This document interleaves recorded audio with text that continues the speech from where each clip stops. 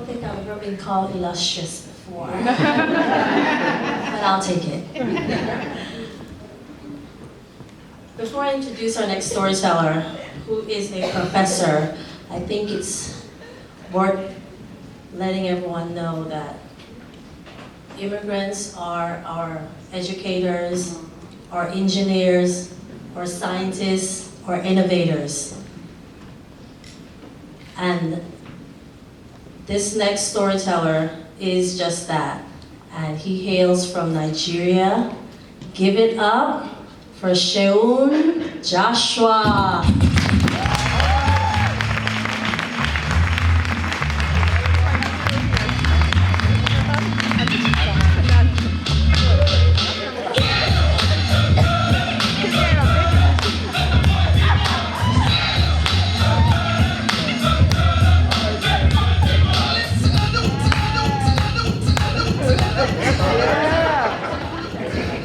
How y'all doing? Good. Good to see y'all. Good to see y'all. All right, so I know you've listened to everybody else's story. Now you can listen to mine. All right. I gotta apologize. So I'm gonna be looking at the phone a little bit, looking at y'all. So please don't be mad about that. All right. So my story is a long time ago, I left West Africa, a city in West Africa. This city is known as Ibadan, and I left that city to come to America. What I remember most about that city was the fact that it was surrounded by high hills. There was a lot of dust, a lot of sun, a lot of palm trees, just a lot of activity going on, right? But the thing that stands out about that city is it was a place of light and warmth. I left this city in the late 1980s and moved to the city of New York. I came out really as an immigrant, but more as an immigrant. There's a difference between the two, all right? And I came to be with my parents, who were university students at the time, and who were kind of coming to terms with settling in the United States, right? Now, I came as a 5-year-old. When I got to the city, when I got to America, like any normal kid, you kind of taking it all in, trying to understand the place. And one of the first things I remember about New York was that it was a place that was cold and dark. The very opposite of the light and warmth that I knew West Africa to be. So trying to fit in during those early years was kind of tough. It wasn't easy. I didn't know, I just moved to New York during the crack epidemic. We all know about that, right? Yeah. It was a little wild. It was a little wild back then. And the place was filled with men and women who were kind of, had erratic behaviors. And one time, even as a kid, I think I was like 6 years old. I remember this vividly. I saw some man walking the streets, kind of had powder on his lips. And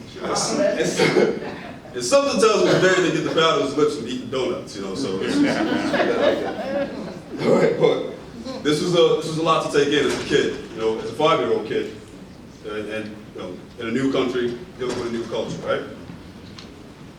It also didn't help that I was thrown into schools with some of the kids who, were the kids of their parents were the people that I was just describing to you, right? So now you're in the school with a bunch of kids whose parents are kind of out of control, so you already know parents are out of control, kids are out of control, right?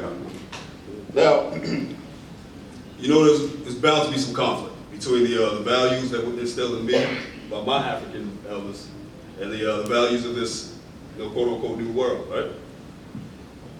As time went on, growing up in the African-American community, I developed a bit of an issue. Now, I began to ask myself, am I African or am I African-American? Now, I struggled to reconcile these two halves, right? The first album I ever bought, that's why the music that was playing, the first album I ever bought was Honest. That's the first album I ever bought. And, hip-hop was a major part of my life. And then, and now still. However, the opposite side of that is I grew up in a house that, Bob Marley, Fela Kuti, Sunny Ade, this was the music that was ruling the sound waves in my house. Anytime I tried to play Onyx or Nas, I had a father that would be like, "What is this garbage?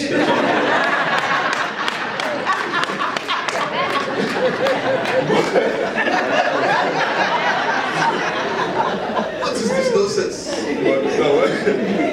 But, you know, I guess the old man just couldn't really get jiggy with all that kind of. So my parents, right, they would always remind me, you are different from them. But when I went to school, you had kids in school that'd be telling you, hey, yo, son, go back to Africa. So, funny thing is, I felt like them, I sounded like them, I looked like them, I fell in love with the girls who were them.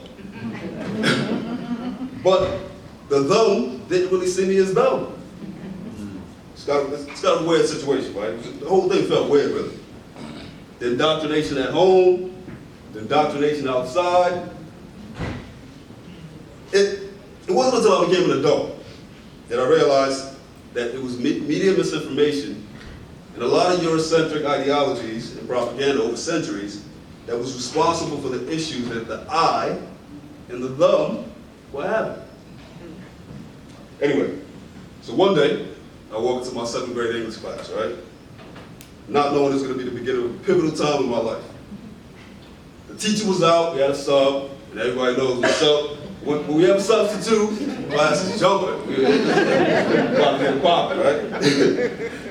Anyway, so I walk into the class, and it happens that the teacher is actually, the substitute is actually a woman who just moved to America from Nigeria. So she's doing a roll call, and she gets to my name. She gets excited. Hey, Africa, yeah, Africa. I was like, damn. You know, you're trying to lay low, you know. You don't want unnecessary attention. Yeah. So there was this kid in the class named Kevin, right? And the woman, actually, before Kevin did what he did, right? The woman now did something that people had pretty much stopped doing by that time. She actually pronounced my name correctly. You see, my name is spelled S-E-U-N, right? Everybody automatically thinks it's Sean, but it's actually pronounced Sheun, right?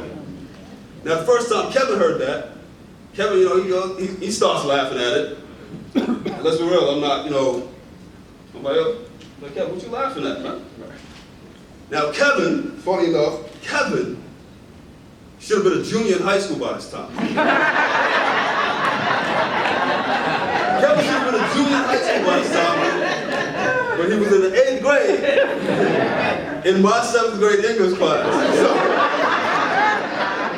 So let's just say, back then, this whole No Child Left Behind thing didn't make sense. A bunch of kids would get left all the way behind, right? And Kevin was one of them. Anyway, Kevin says what he says. I shoot back, with my smart mouth. We start rumbling. All I remember, I'm like 7th grade, 5'4", still looking like this, And Kevin is probably about the size I am now, right? You already know where this is going. All I remember was getting picked up and body slammed through some desks.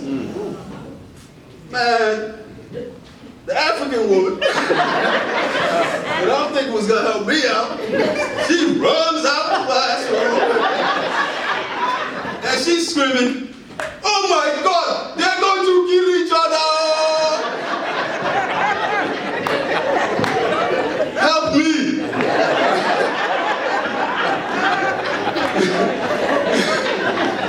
So administrators run in, and they're always late. All the administrators, they're always late. They run in after I got slammed through the desk. They separate us. Next day, find myself in in-school suspension. They still suspended people back then. I don't know about now, but that's another story. So, found myself in in-school suspension with a lot of work to do and a new book to read. The book was the autobiography of Malcolm X. Let me tell you. All right, so, you see, Black History Month, right, had always been a part of school experiences. But I didn't really pay much attention to the depth of the content being forced down our throats every second month of the year, right? I mean, I knew Martin had a dream. I knew Harriet was bossing on the Underground Railroad. But it still didn't make much sense to me as a kid whose parents had no real connection to those events. You see, my heroes at the time, based on my upbringing, had the names of Awolowo, Nkrumah, Lumumba, Azikiwe, and Mandela. Reading about Malcolm's early life filled me with challenges I could never imagine. His journeys to Africa, his desire to reconnect with his African roots, and reconnect Africans who were born in America to their roots, awakened in me an understanding I really never had before. It was the first time I understood that I, as an African and an African American, were really two sides of the same coin. After that book, and many others, which highlighted to me centuries of the African struggle in the New World, a new set of names are added to my pantheon of heroes. In addition to the chiefs and the rulers of these ancient Yoruba kingdoms, right? My ancestors began to bear the names Tubman, Douglas, Wells, Bethune, King, and the Shining Prince himself, Malcolm Shabazz. You see, one of my favorite songs is Africa Must Go Up by Nas and Damian Marley. Okay, all right. So like y'all know that song. All right, in that song, right, Nas talks about Sudanic soldiers carried to battlefronts far from their lands of origin. It occurred to me after reading a lot of these books that maybe I too was just a Sudanic soldier, part of whose mission and existence serves to represent and connect two sections of the disconnected whole. Thank you.